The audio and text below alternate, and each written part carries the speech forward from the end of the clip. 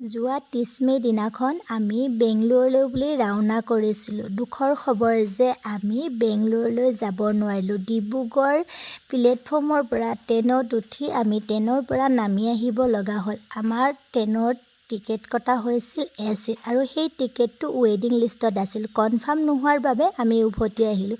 Finally মই নেগেৰা এযোৰ লৈছোঁ আৰু নেগেৰাত মোৰ চেনেলটোৰ নামটো লিখি দিছোঁ, যিহেতু মই চেনেলৰ পৰাই পইচা পাই পিনেহে দিম বুলি কৈছিলোঁ আৰু ফাৰ্ষ্ট পে'মেণ্টৰ নেগেৰা এযোৰ দিছোঁ। দাদাজনৰ পৰাই লৈছোঁ। দাদাজন বৰ্তমান গোগামুখত আছে আৰু এই দোকানখন গোগামুখৰে হয়।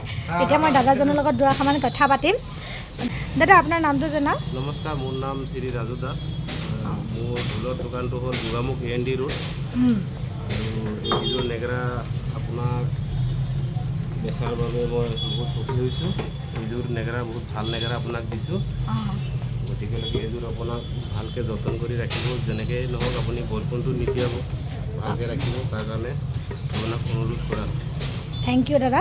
আৰু এই নেগেৰাযোৰ এতিয়া আমি বেংগলোৰলৈ নিব লৈছোঁ। দাদাই সুন্দৰকৈ আমাক টানি মেলি দিছে, আকৌ টানিব লগা নালাগে বুলি কৈছে টানিবলৈ, আৰু বহুত বেছি মৰমত দিছে, ভালো লাগিছে।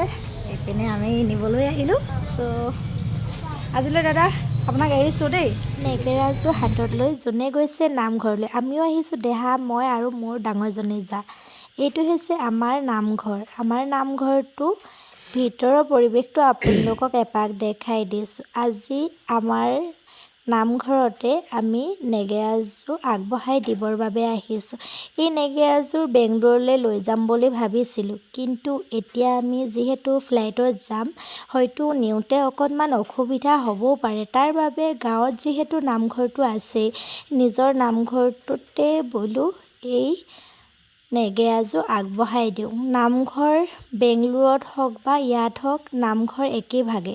সেয়েহে এই নামঘৰটোতে আমি আজি নেগেৰাযোৰ আগবঢ়াই দিলোঁ আৰু আমাক সকলো ভকত বৈষ্ণৱে আশীৰ্বাদো কৰিলে, যাতে আমি যি ভাবি নেগেৰাযোৰ আগবঢ়াইছোঁ আমাৰ মনোকামনা পূৰণ হওক বুলি।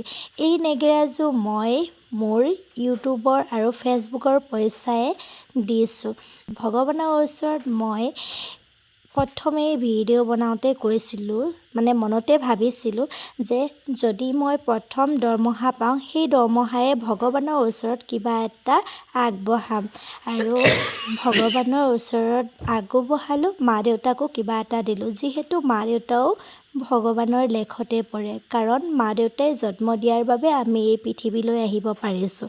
সেয়েহে মা দেউতাকো দিলোঁ আৰু আজি ভগৱানৰ ওচৰতো দিলোঁ। অসমবাসী ৰাইজলৈ এই অভাগিনীয়ে অশেষ ধন্যবাদ জনাইছোঁ। আজি আপোনালোকে দিয়া মৰম চেনেহ আশীৰ্বাদ লৈ ভগৱানৰ ওচৰত সৰু এটি উপহাৰ আগবঢ়াইছোঁ।